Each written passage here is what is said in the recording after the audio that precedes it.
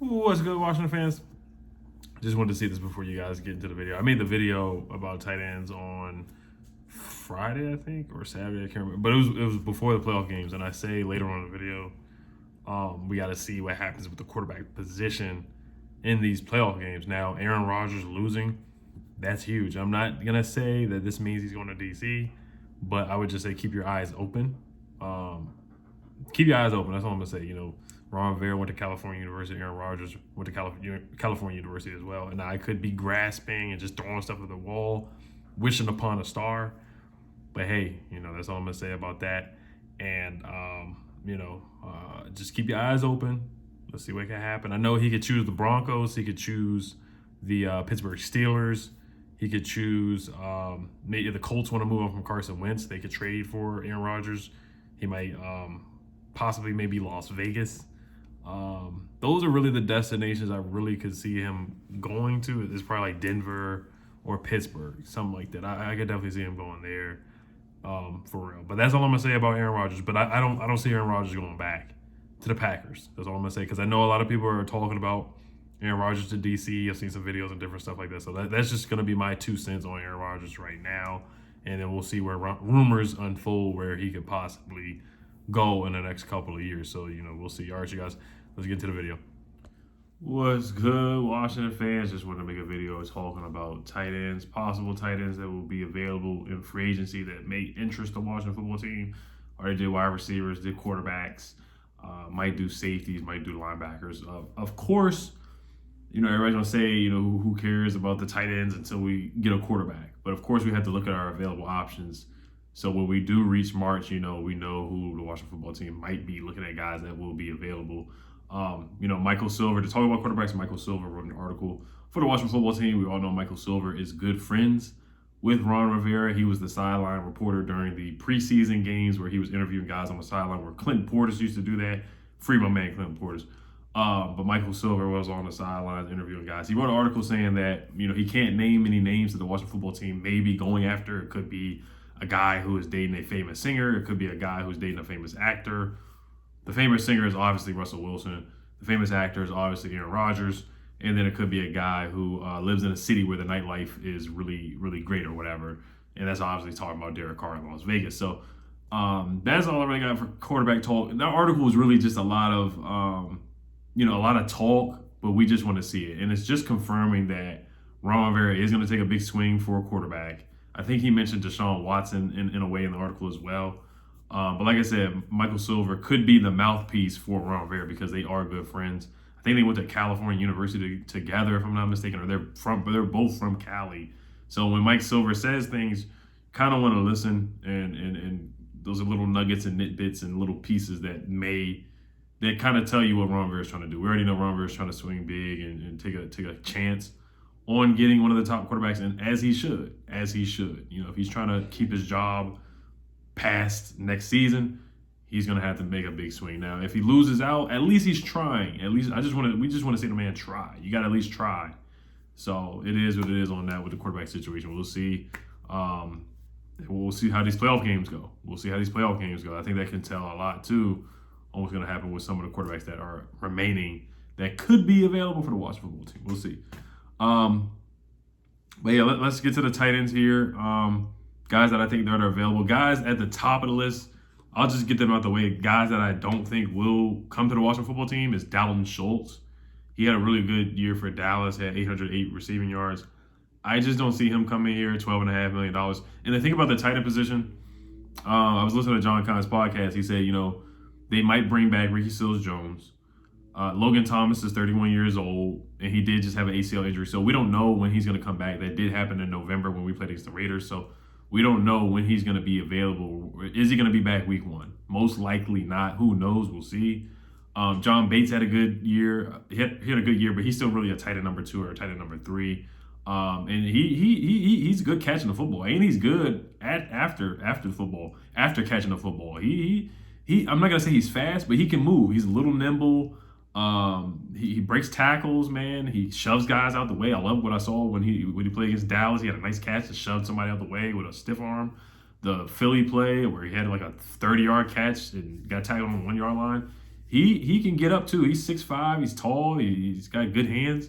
So John Bates really impressed me. He arguably was the best player out of our draft class this year. It's probably between him and Sam Cosmi. And, I'm not going to say that's a bad thing, but, guys that we expected to step up from this draft class is a whole nother story. But John Bates played pretty darn well where, if Logan Thomas is injured, I thought he did a really good job stepping in for Logan Thomas. But you could tell we were still missing Logan Thomas. So he might not be available for week one. We'll see. Ricky Seals-Jones, we don't know if we're going to bring him back or not. We'll see on that. I thought he played pretty well for the most part when he was available, but he got injured as well. He missed a couple of games. Then he got hurt running into the cameraman that one game. And then Sammis Reyes, John Collins said that Sammis Reyes is still a year away from really being productive in the NFL. So, and he's still learning the game. I know there's a lot of hype on signing Sammis Reyes when we did sign him. But, he just might not be ready. He is a project. This is his first time ever playing football. Not high school, not college, but the first time ever playing football and started in the NFL. So it's tough to make that transition. So I do think they should try to bring in a tight end. It could be through the draft, it could be through free agency. Probably just one more. We don't need 2 tight ends. We don't need to spend big money on a tight end either. But I just think if they did sign a guy in free agency, I think it would help if they don't bring back Ricky Seals-Jones. So big name guys like Dalton Schultz, that's not realistic. Rob Gronkowski, it's not realistic. Mike Gesicki, I don't think it's realistic. You don't really need to spend that much money. Zach Ertz is available as well. He had a great year this year, 848 yards receiving. That's not realistic either. I don't think he's going to come to DC. And you got to spend money on him too. Guys that are more realistic. CJ Uzuma from the Bengals, I don't think that's more realistic. But I'm going to just name 5 guys that I think the Washington football team should target and that they might have interest in. Jared Cook, he's another guy on the list I don't think will come here or that they will be interested in. He's 34 years old. Gerald Everett, who played for the Rams and played for the Seahawks. I thought he had a good year this year, 478 yards. And he was always tight end number 2 on the Rams with Tyler Higbee being tight end number 1. I thought he had a good, solid season this year with the Seahawks. You look at some of his numbers the last couple of weeks when Russell Wilson came back from his finger injury.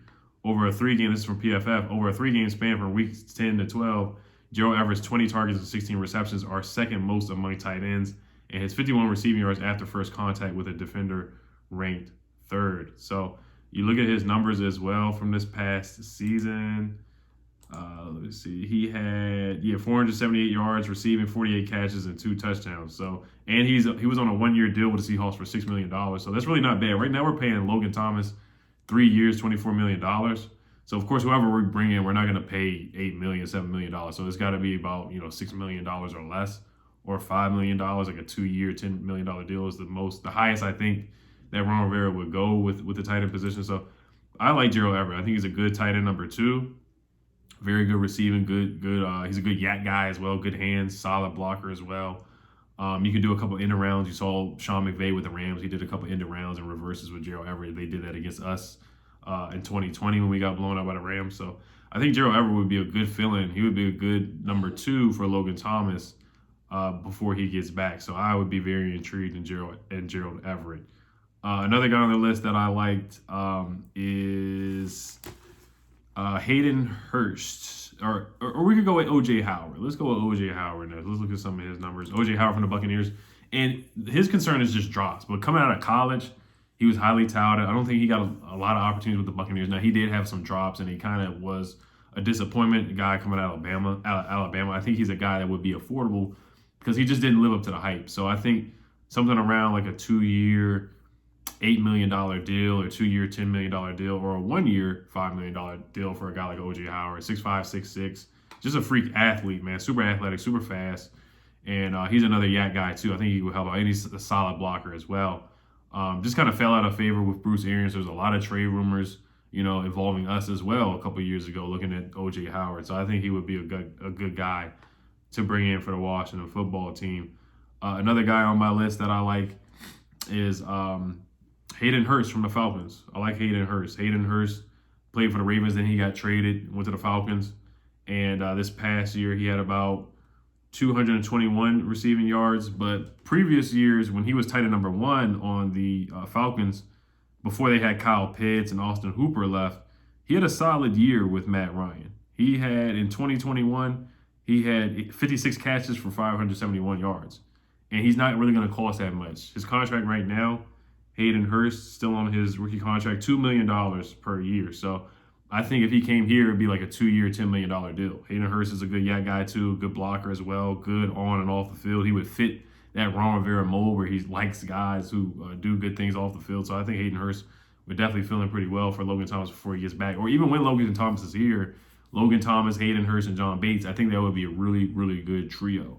Another guy, honorable mention for me is Tyler Conklin from the Vikings. He had 500 yards receiving. I don't know if he would leave the Vikings, but I do like Tyler Conklin out of the Vikings. He's fast too. He's another good yak guy too, good hands. He's more like a move tight end, a receiving tight end. Solid blocker as well, but more like a wide receiver as well. They line up on the outside as well. They line up all over the field. Another guy is David Njoku. I don't think this one is more realistic, to be honest. But if Ron tried to bring him in, his average salary that they're projected for David Njoku on PFF is $12.5 million. 3 years, $12.5 million per year. So that's a lot of money for a tight end. Now, he's been up and down. He's had some injuries, missed a couple of games here and there, had injuries, and he was rumored to be traded. He was on the trade block. I want to say he asked for a trade from the Browns a couple of years ago. But he had a 75-yard touchdown with the Browns this season where he just scampered up the field. He's an athletic freak, too, coming out of Miami. He is super, super athletic. He's another yak guy. He's another guy who basically is like a wide receiver out there. You can line up in the slot, on the outside as well. So he would definitely bring some exposure to the offense. See, with our offense, wide receivers, I don't see Ron making a big move at the wide receiver position, really just through the draft, because he's just every time he talks in press conference, he's like, Curtis Samuel's coming back, De'Ami's going to get better, and it's more predicated on quarterback play. I think some of the quarterback play did hold back some of the wide receivers, just the arm trade that Taylor Heineke. But a guy like a David Njoku, Hayden Hurst, Gerald Everett, O.J. Howard, guys like that would just bring more explosiveness to the offense with the tight end position, helping out Logan Thomas, helping out John Bates, just more weapons. The offense just needs more weapons, in my opinion, and some more talent. So adding guys at any position at the talent or at the skill position will really help this offense out. Evan Engram is a guy to look at. He had a lot of drops. He did make a Pro Bowl. Giants fans are not fans of him. We've seen him drop many, many passes. The Eagles game that was on a Thursday Night Football where Daniel Jones tripped over his feet, and the Giants almost won that game against the Eagles. But Evan Engram dropped a wide open pass. He drops a lot of easy ones and a lot of wide open ones. But he's super talented. He's like another wide receiver out there. You can line up him in the slot, line him up on the outside as well, reverses, all kinds of things. He's a very versatile, position flexible kind of tight end. So he would be a good. I'm not gonna say he would be a good pick. It depends on the money too, but just the drops are very concerning with Evan Engram. If we did pick him up, that I would do is just do a 1-year deal, probably $5-6 million or something like that. But he's talented, man. You cannot deny the talent at all. Mo Alley Cox is another guy to look at. He played basketball kind of like Sammy Reyes, another basketball player that converted into a tight end for the Colts. He's very intriguing, went to VCU, so he is a local guy as well. He's starting to learn the position as well, and he's a solid blocker as well. Tight end number 2 behind Jack Doyle with the Colts. He is a free agent. Thinking about probably 2-year, $10 million deal or something like that from Wally Cox, or a 2-year, $8 million deal. He had 394 yards receiving in 2020, 316 yards receiving in 2021, and 4 touchdowns. So he would be a good red zone target as well. I like Robert Tonyan from the Packers. That's an honorable mention as well. Had 11 touchdowns the year before, got injured and missed a couple games. But if you saw the game against the Packers where he got open on Jamin Davis, he just made it look really easily. He would be another good receiving tight end for the Washington football team as well. So I would take a look at Robert Tonyan as well. Other guys that are on the list that we could look at, and then I'll wrap it up here, just honorable mention here. Robert Tonyan, Durham Smythe from the Miami Dolphins. He's another good wide receiver target. He was tight end number 2 behind Mike Gesicki as well.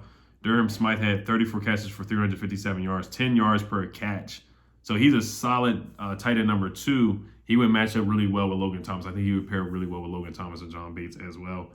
We're already talking about Hayden Hurst, Max Williams from the Cardinals, Will Dissly from the Seahawks. Jimmy Graham is too old. Eric Ebron, too many drops.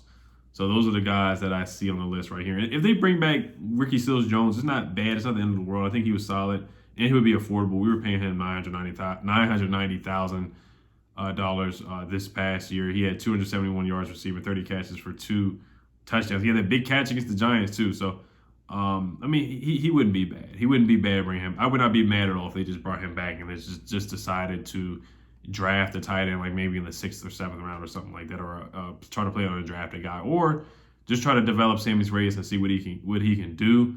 But from what I've heard, he's a year behind. So if there's anybody else that you guys think that I left out in free agency, just let me know. But I do like I said, the guys that I would really zero in on that I could see Ron Rivera making a move on is Gerald Everett, Hayden Hurst from the Falcons. I could see him making a move for Hayden Hurst because he's more affordable. He is a good tight end. Maybe OJ Howard and possibly Robert Tonyan. So I would take a look at Hayden Hurst, OJ Howard, and Gerald Everett. Those are my 3 top options. Robert Tonyan as well. Those are my top 4 options right there for the Washington football team to look at. I don't see David Njoku coming in. And then also Austin Hooper, a guy that the Washington football team was really, really interested in. He possibly will be released from the Cleveland Browns. So we could definitely take a look at him as well. He would have a cheaper contract if he is released from the Cleveland Browns. So you guys let me know what you guys think, man. Of course, quarterback is most important. We'll see what happens, and then of course all the dominoes will fall. We'll see. Like I said, I'm trying to be optimistic that we can get a big name quarterback, but I am realistic that we might end up with a Mitchell Trubisky or Marcus Mariota in draft. And when you do draft a quarterback, most likely you do get a stopgap guy to let them learn behind. I wouldn't mind just throwing a guy out there. It is what it is. You just want to let them learn. Kenny Pickett, Sam Howell, Corral, Malik Willis, Ritter, whoever you want to throw out there, and just let them learn. Just know and understand it's probably going to be a 4-13, 5-12 season. Mitch Trubisky, you could probably be a 5-12 season as well. So just a lot of things to see what happens and unfold. All right, you guys, hell to the football team. Peace.